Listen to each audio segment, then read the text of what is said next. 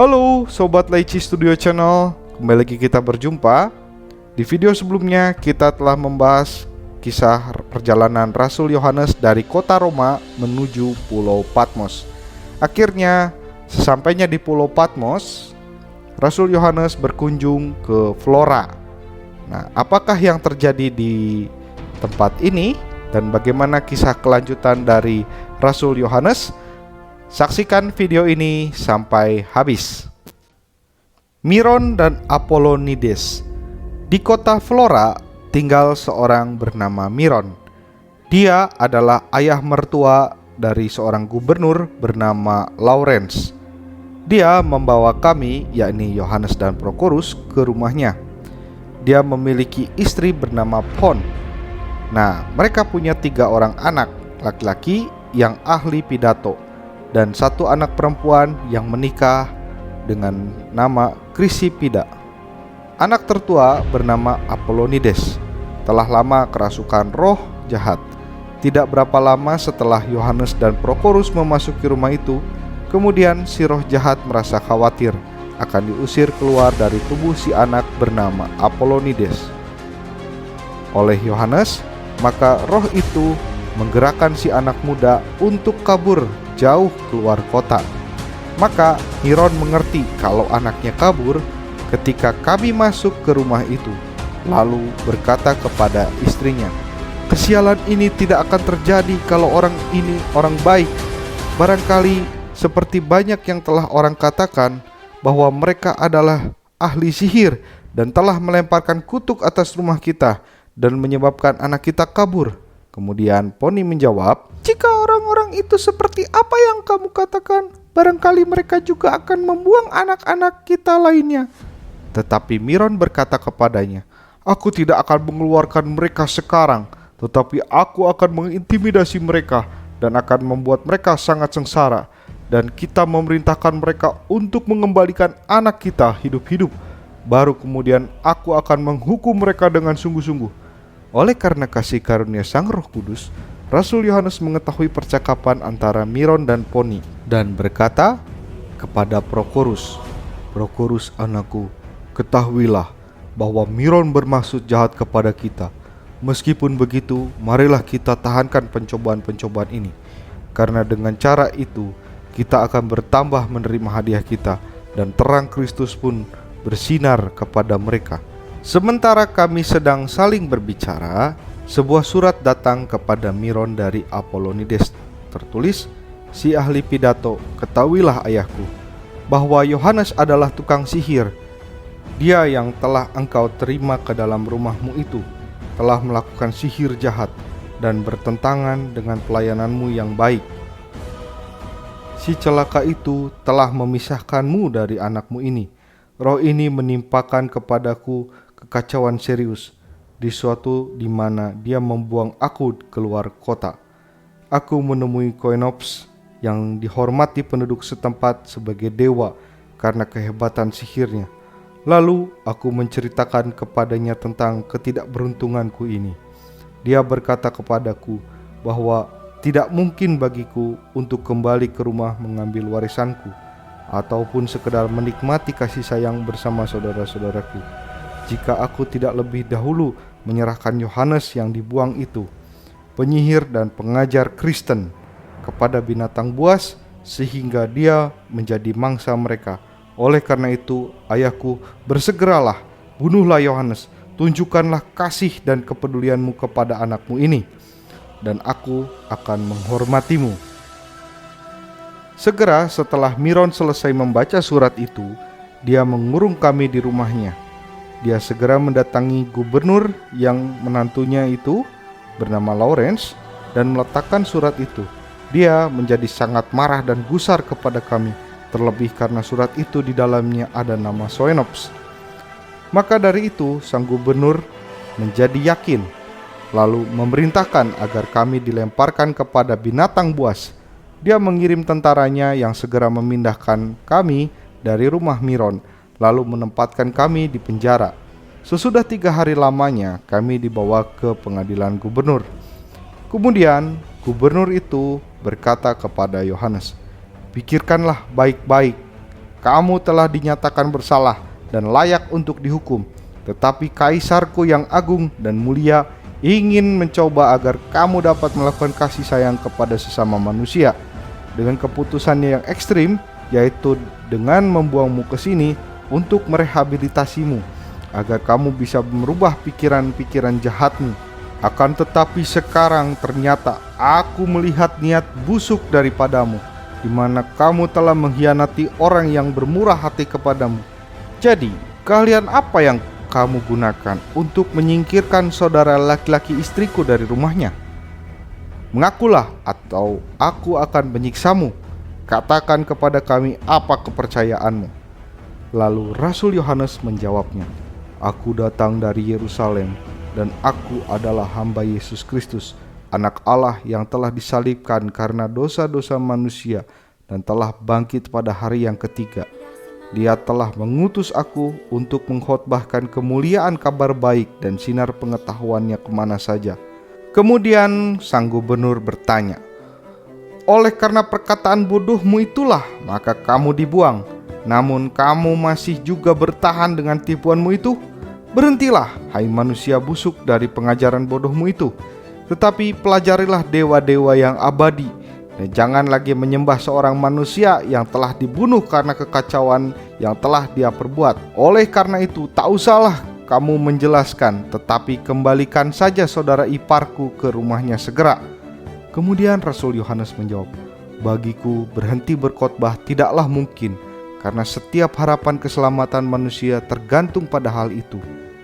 Adapun soal ketersinggungan sang orator Apollonides, aku tidak tahu di mana kesalahanku. Akan tetapi kalau engkau menghendaki dia untuk kembali, biarlah dia datang kepadamu. Lalu Rasul Yohanes membujuk gubernur agar mengirim aku, yakni Prokorus, membawa kembali si Apollonides. Sementara Rasul Yohanes melanjutkan perkataannya, dan jika Apollonides bermaksud mengatakan sesuatu yang menentang aku, biarlah dia yang mengatakannya. Kemudian gubernur itu menyetujuinya, namun Rasul Yohanes harus dikembalikan ke dalam penjara dan dibelenggu. Tetapi Rasul Yohanes berkata kepada gubernur, aku memohon kepadamu, izinkan aku menulis surat kepada Apollonides terlebih dahulu, kemudian ikat aku dengan rantai. Mengira kalau Yohanes menulis surat akan memberi pengaruh sihir kepada Apollonides, maka sang gubernur mengizinkannya. Rasul Yohanes menulis sebagai berikut, Yohanes, Rasul Sang Kristus, kepada roh peramal yang tinggal di dalam Apollonides sang orator, aku memerintahkan kamu dalam nama Yesus Kristus untuk keluar dari gambar Allah, dan jangan pernah kembali masuk ke dalam orang lain. Tinggalkanlah pulau ini dan tetaplah di alam liar selamanya. Setelah selesai, Rasul Yohanes menuliskan surat, lalu ia berikan kepada Prokorus. Kemudian aku, yakni Prokorus, segera berlari menuju ke tempat di mana Apollonides berada. Kira-kira berjarak 6 mil atau 11 km jauhnya. Kemudian aku mendapatkan dia, yaitu Apollonides, dan bersamaan dengan kedatanganku, seketika roh najis itu pergi dari tubuhnya. Apollonides berkata, mengapa kamu menyusahkan dirimu sendiri untuk datang ke sini, hai murid dari gurumu terkasih? Kemudian aku menjawab, aku datang untuk mencarimu, hai orang terpelajar, agar kamu kembali menjadi baik dan sehat, pulang kepada kedua orang tuamu dan kaum kerabatmu. Karena roh najis telah meninggalkannya, Apollonides menjadi tenang dan sukacita dipenuhi jiwanya. Dia memerintahkan agar seekor keledai disiapkan untukku dan kuda baginya. Lalu kembali ke Flora. Segera setelah kami tiba di kota, Apollonides berkata, di manakah sang guru berada? Lalu aku memberitahukannya. Dia berada di dalam penjara, dibelenggu dengan rantai besi oleh tuan gubernur, dianggap bersalah oleh karena pelarianmu dan hilangnya dirimu. Ketika mendengar hal ini, dia dengan segera mengikutiku menuju ke penjara. Ketika penjaga-penjara melihat Apollonides, mereka memberi hormat, lalu membuka pintu penjara. Apollonides melihat Yohanes terbelenggu, letih dan lesu di tanah, Lalu Apollonides bersujud dan memberi hormat secara takzim, maksudnya hormat yang amat sangat mendalam kepada Rasul Yohanes. Apollonides lalu berdiri dan melepaskan Yohanes dari belenggunya dan mengeluarkan dia dari dalam sel. Kemudian berkatalah ia kepada para penjaga, "Siapapun jika bertanya kepadamu, katakan bahwa Apollonides lah yang melepaskan orang ini." Lalu kami ke rumahnya, di mana kedua orang tua dan para saudaranya menangis sangat berduka cita atas hilang dirinya.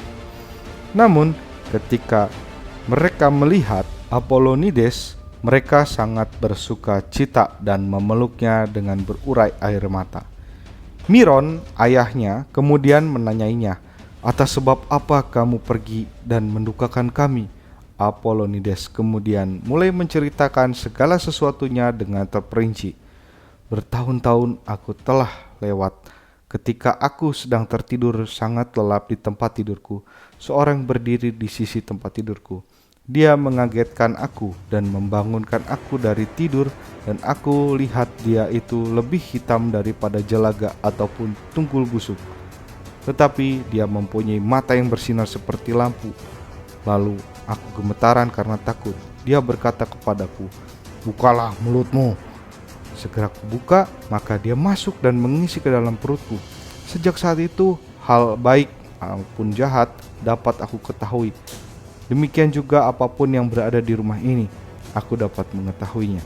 Tetapi ketika Sang Rasul Kristus memasuki rumah kita, dia yang ada di dalam tubuhku berkata, 'Kaburlah dari tempat ini, Apollonides, agar kamu tidak mati karena siksaan, karena orang ini adalah ahli sihir yang ingin membunuhmu.' Kemudian segeralah aku kabur ke kota lain. Namun ketika aku berkeinginan untuk kembali, dia yang di dalamku ini tidak mengizinkannya. Katanya, 'Jika Yohanes tidak mati, maka kamu tidak dapat tinggal di rumahmu.'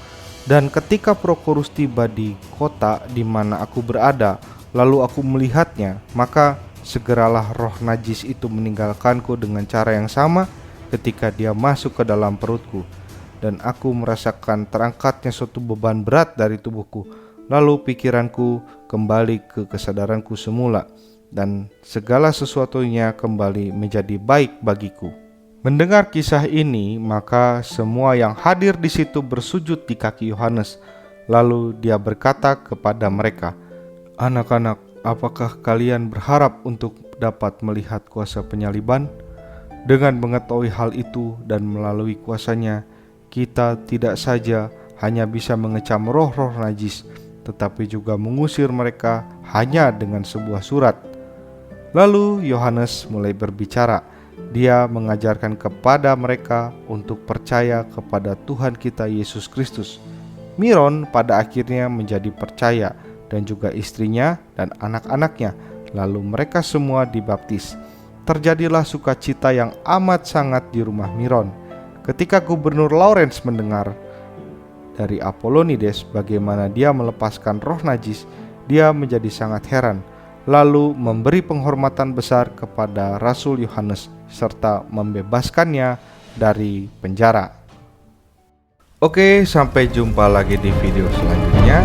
Bagi kamu yang merasa terberkati oleh channel ini, jangan lupa klik tombol jempol ke atas atau tombol like-nya kalau kamu suka dengan video ini, dan klik tombol subscribe supaya kamu bisa terus pantau perkembangan video selanjutnya. Berikan juga komentar dan saranmu di kolom komentar. Tuhan Yesus memberkati.